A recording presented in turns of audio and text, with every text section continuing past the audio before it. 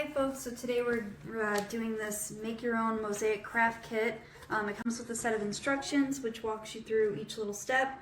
It also comes with everything you need to do the kit, a little glass bowl, these cute little crystals that you put on, and then it also comes with this sparkly cream glue. It comes out a little bit kind of thick.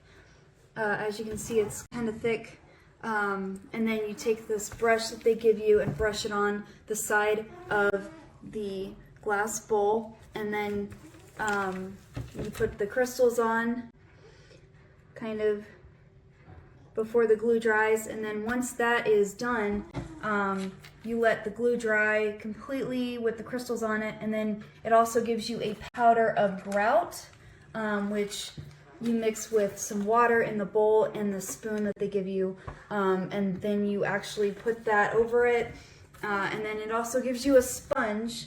Once the grout is dry, you wipe off the sponge. You use the sponge to wipe off the excess grout over the crystals, and then you should have a nice mosaic crystal bowl. And then it also gives you a little LED light that, let me show you the light.